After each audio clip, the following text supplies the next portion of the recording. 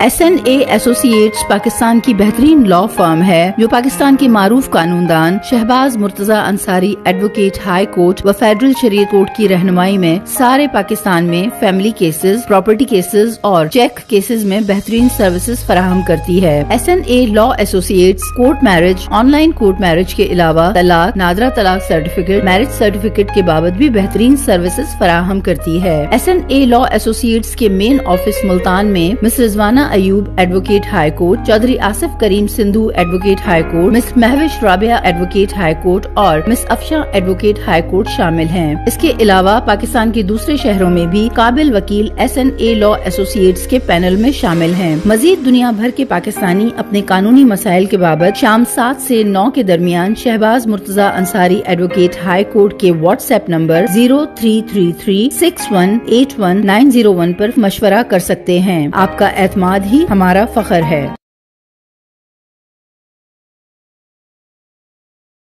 मोहतरम अस्सलाम वालेकुम। Shahbaz Murtaza Ansari advocate high court federal Shariat court Multan Pakistan से आपसे मुखातिब हूँ। आज का जो मेरा लेक्चर है वो मेरे उसी सिलसिले की एक सिलसिलावार जो एक सिलसिला मेरा एक है केसला देने का मुख्तलिफ अहम पॉइंट्स पर, उसी सिलसिले की एक कड़ी है। और आज का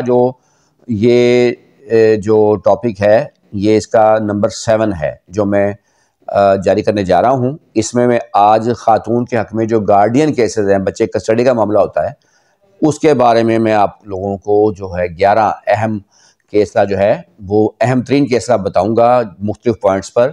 जो उनमें से कोई भी केसला आप लेना चाहें तो वो आप 1000% अदा करके किसी भी पॉइंट पर केसला ले सकते हैं।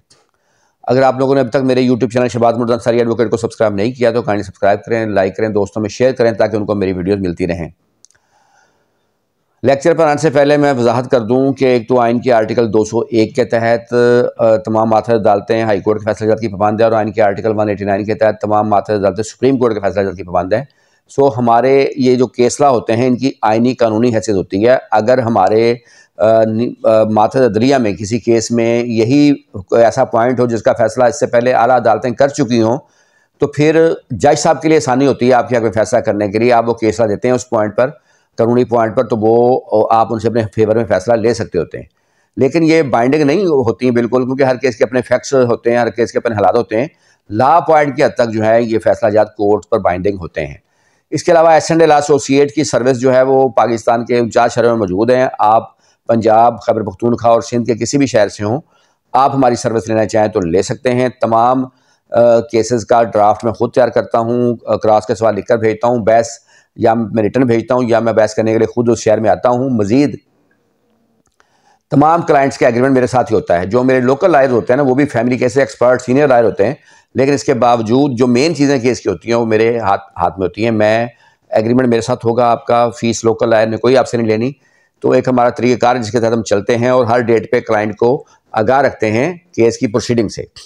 तो ये अगर अब हमको किसी भी शहर में हो तो हमारी सर्विस लेना चाहिए ले सकते हैं। इसके अलावा आपका कोई भी लीगल इशू हो, आप कानूनी मशवरा करना चाहें उसकी भी 1000% अदा करके मशवरा कर सकते हैं, या आप केसला लेना चाहें किसी पॉइंट पर तो उस पर भी 1000 अदा करके उस पॉइंट पर आप केसला ले सकते हैं।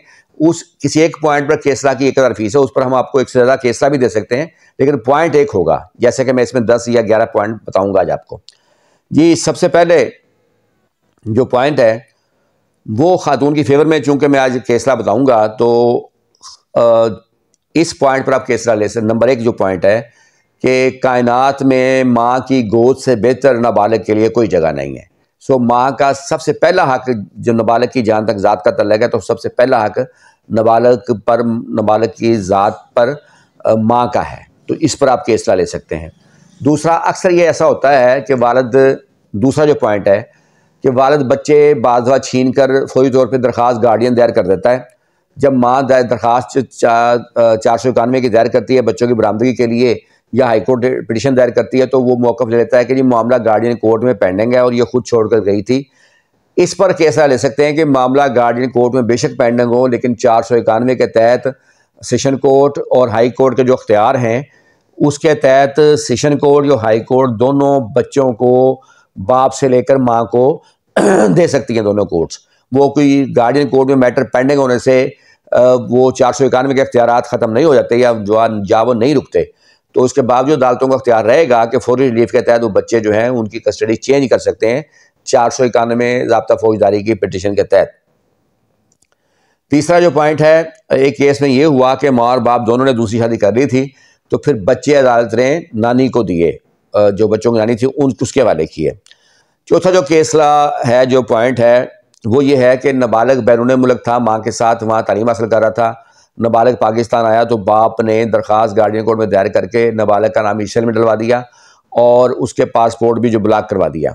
तो हाई कोर्ट मामला गया, तो हाई कोर्ट ने करार दिया कि नाबालिग को आला तालीम से नहीं रोका जा सकता, क्योंकि वेलफेयर ऑफ माइनर देखनी है, तो बैरून मुल्क को उसकी वेलफेयर ज़्यादा अच्छी है हो सकती है, तो इसलिए महज इस बिना पे उसको रोक लें कि, लेकिन इससे उसकी तालीम का हर्ज होगा, लिहाजा उसका पासपोर्ट भी अनब्लॉक किया गया और इसलिए में नाम भी ख़त्म किया गया ताकि वो बैरून मुल्क वापस जा सके और जाके पढ़ सके। 5 नंबर पे जो केसला है वो एक केस में एक जरगा जैसे कि एक ख़ास जो खैबर पख्तूनख्वा में और दूसरे एरिया में जरगे होते हैं, तो जरगा में ने फैसला किया कि बच्चा जो है वो बाप के हवाले किया जाएगा। तो उस पर भी हाई कोर्ट ने करार दिया कि जो जरगा है उसके फैसले की कोई हैसियत नहीं है, फैसला या अदालतों ने करना है और अदालतों ने जो फैसला करना है वो नाबालिग की हज़ानत, नाबालिग की वेलफेयर को देखते हुए नाबालिग की हज़ानत का फैसला करना है, लिहाजा वो बच्चा जो है वो माँ को दिया गया जरगे के फैसले के बावजूद। तो एक और केसला में बाप ने दूसरी शादी कर ली थी, दूसरी बीवी से बच्चे थे, बच्चे बाप के पास रह गए थे, तो उसमें करार दिया गया कि अगर बाप दूसरी शादी कर लेगा, बच्चे उसके होंगे, तो फिर बच्चे जो है माँ को मिलेंगे। अच्छा, फिर अक्सर आप देखते हैं कि बाज़ दफ़ा जब डिस्प्यूट पैदा होता है मियाँ बीवी का या डिवोर्स होती है, तो लड़की के घर वाले ये चाहते होते हैं कि वो बच्चे उसके बाप के हवाले कर दिए जाएं, बजाय इसके कि वो कल को केस दायर करके केस लड़ते फिरें या लड़की की दूसरी शादी करें तो बच्चे उसमें रुकावट बनेंगे, क्योंकि लोग जिनके बच्चे हों, जिस खातून के उससे शादी करने में आमतौर पर अवॉइड करते हैं या मसाइल पेश आते हैं, तो कई बार ऐसा होता है कि वो लड़की अपनी बेटी पर ही प्रेशर डालकर बच्चे जो हैं उसके बाप के हवाले करवा देते हैं। उस सिलसिले में कोई एग्रीमेंट भी उनके दरमियान हो जाता है, तो उस पर करार दिया गया है कि अच्छा, बाद में फिर ये होता है कि कई केसों में माँ जो है, जो बच्चे चले जाते हैं तो फिर उसका साथ होता है कि वो कितनी बड़ी गलती कर बैठी है बच्चे देकर बाप को, तो फिर वो माँ तड़पती है, तो फिर वो गार्डियन केस दायर करते हैं। तो उसमें हाई कोर्ट ने करार दिया कि इवन के कोई मुआहदा भी हो तब भी नाबालिग की वेलफेयर देखी जाएगी। अगर उसकी वेलफेयर माँ के साथ है तो फिर नाबालिग जो है किसी मुआहदे की वजह से बाप के पास नहीं जा सकता, वापस माँ के पास आएगा। उस सूरत में मुआहदे की हैसियत नहीं होगी, क्योंकि वेलफेयर माँ या बाप की नहीं है, वेलफेयर बुनियादी तौर पर नाबालिग की है, वो अदालतें देखनी है कि क्या है।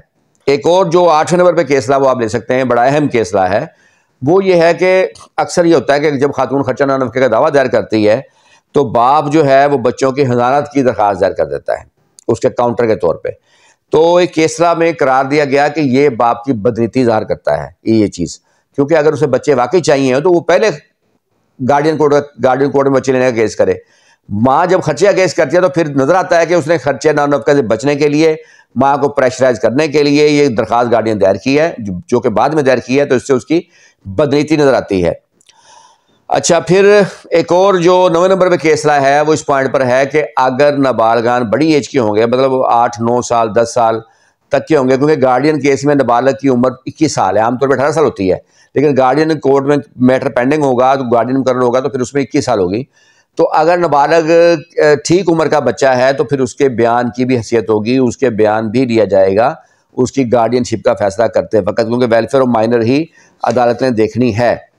इसके अलावा 10वें नंबर पर जो केसला मैं आपको दे रहा हूँ कि वो ये है कि अक्सर ये होता है कि खातून दूसरी शादी कर लेती है और बाप इसी ग्राउंड पर आ जाता है कि जो माँ ने दूसरी शादी कर ली है, बच्चे माँ को दिए जाएँ, नहीं बच्चे बाप को दिए जाएँ, क्योंकि माँ ने दूसरी शादी कर ली है। वैसे तो मोहम्मद लॉ में जो चंद सूरतें बताई गई हैं माँ के नाबालग की हज़ानत से महरूम होने की, उनमें ये सूरत भी शामिल है, लेकिन आला अदालतों ने करार दिया है कि सिर्फ इस बिना पर बच्चा जो है बाप को नहीं मिल सकते कि सिर्फ ये कह दे कि उसने दूसरी शादी कर ली है। वो शादी उसने करनी होती है, बाद लड़कियों को जवानी में तलाक हो जाती है बाद, और जवानी में बाज़ दफ़ा उनके शोहर की डेथ भी हो जाती है, तो उनको यकीनन शादी करनी चाहिए। शादी एक शरई एक चीज़ है और जिसे कानूनी तहफ़्फ़ुज़ हासिल है, तो महज इस ग्राउंड पर कि उसने शादी कर ली दूसरी, लिहाजा बच्चे बाप को दे दिए जाएँ या बाप के रिश्तेदारों को दे दिए जाएँ, तो सिर्फ इस बिना पर नहीं मिल सकता जब तक अदर ग्राउंड जो है वो मौजूद ना हों।